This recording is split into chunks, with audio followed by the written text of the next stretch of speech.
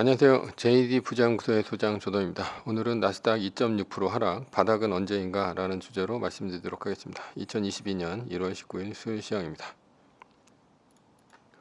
후원은 유튜브 멤버십으로 부탁드립니다. 야수의 심장 투자법 종목과 최근 JD 부자연구소 투자 현황에 대해서 아실 수 있습니다. 관심 있으신 분들은 동영상 아래 댓글 링크를 참조해 주시기 바랍니다. 2022년 1월 JD 부자연구소 13기 공지를 합니다. 부동산 강의와 주식 강의 이번 주 일요일까지 모집을 하니 월요일서부터 일요일까지 모집을 하니 관심 있으신 분들은 JD 부자연구소 인강 사이트를 구글에서 찾으시거나 아니면 동영상 밑에 댓글 링크를 참조해 주시기 바랍니다. 부의 체인저 1,2권이 절찬리에 판매 중에 있습니다. 뉴욕 마켓워치 연준 공격적 금리 인상 기대 주식, 채권 떨어지고 달러 올랐다라는 기사가 있는데요.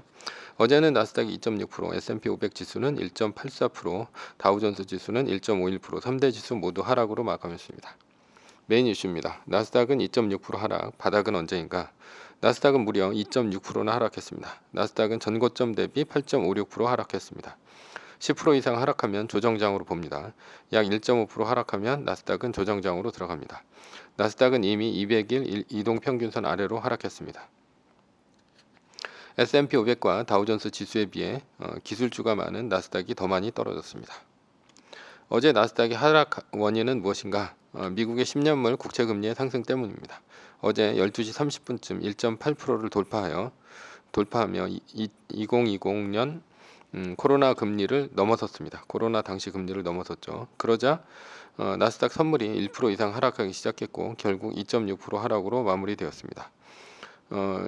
지금 11시 현재 1.888%까지 올라가고 있습니다.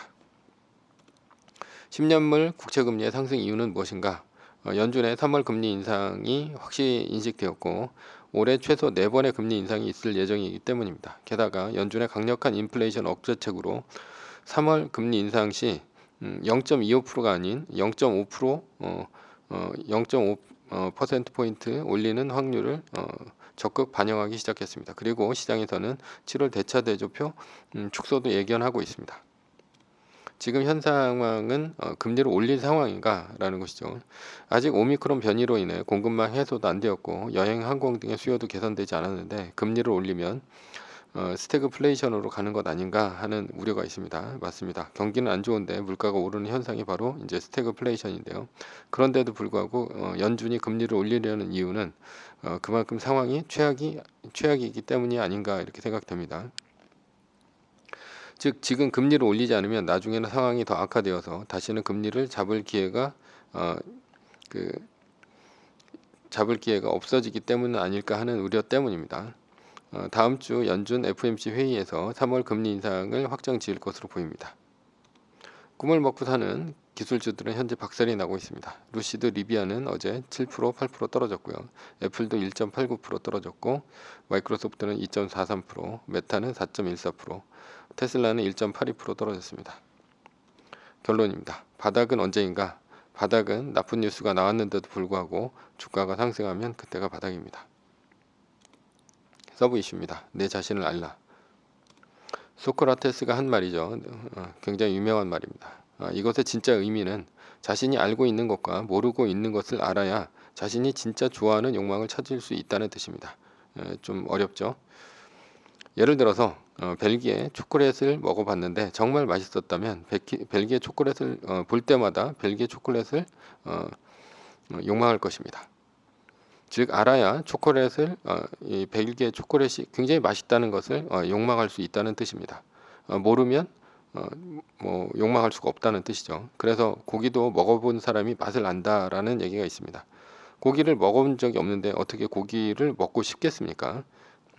고기를 먹고 싶은 욕망이 생기는 것이죠. 고기를 먹어본 적이 있어야.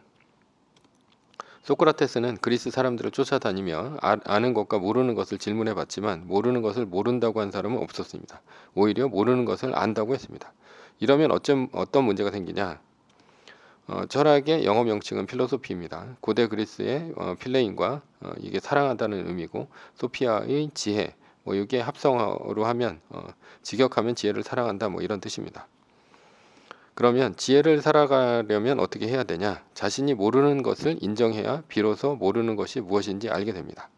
그리고 모르는 것을 알려는 행위, 그 지혜를 살아가는 행위가 됩니다. 그러니 철학은 모르는 것을 인정하는 것이 철학의 시작이라고 볼 수 있습니다.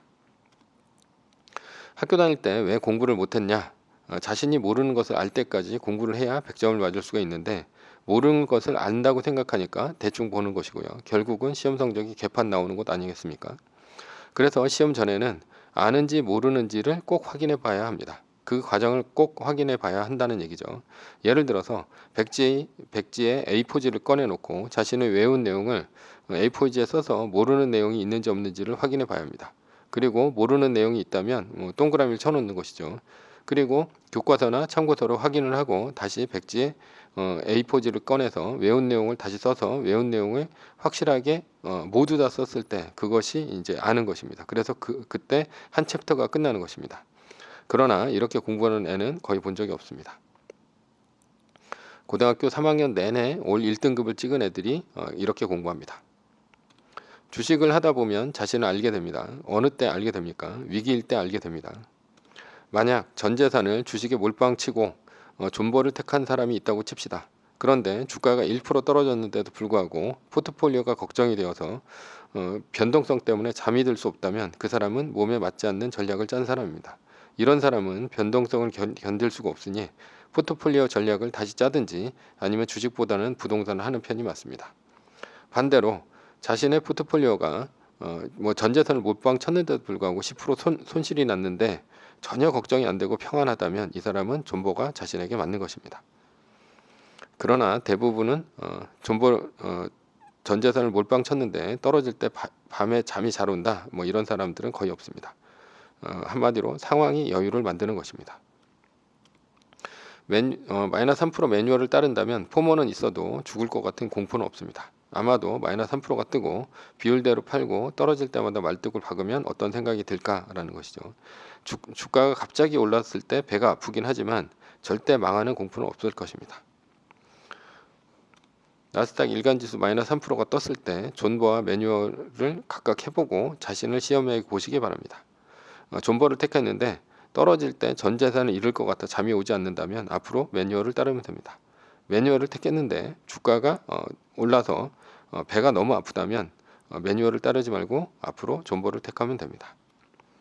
결론입니다. 주식 투자도 자신을 아는 것에서부터 시작합니다. 왜냐하면 평생 해야 하는 게임이기 때문입니다. 매뉴얼입니다. 세계 1등 주식은 전고점 대비 2.5% 떨어질 때마다 10%씩 팔면서 리밸런싱을 하다가 나스닥 마이너스 3%가 뜨면 말뚝을 박는 것입니다. 자세한 내용은 JD 부자연구소 다음 카페를 참조하시거나 아니면 동영상 밑에 댓글 링크를 참조하시기 바랍니다. 전제는 세계 1등 주식은 우상향합니다. 위의 상황은 매뉴얼일 뿐입니다. 따를 사람은 따르고 참고할 사람은 참고하시면 됩니다. 주식을 사고 파는 것에 대한 모든 책임과 이득은 본인에게 있습니다. 매뉴얼을 지키다가 포모가 두렵다면 매뉴얼을 지키지 말고 마이너스 3%대 판 가격이나 리밸런싱 때 판 가격보다 단 일부라도 떨어졌다면 전량 매수하시기 바랍니다. 매뉴얼을 지키려면 머리를 쓰지 말고 머리를 쓰려면 매뉴얼을 지키지 말기 바랍니다. 오늘은 나스닥 2.6% 하락, 바닥은 언제인가 라는 주제로 말씀드렸고요. 지금까지 JD 부자연구소의 소장 조단이었습니다. 컨텐츠가 좋았다면 구독, 좋아요, 알람 설정 부탁드립니다. 지금까지 들어주셔서 감사합니다.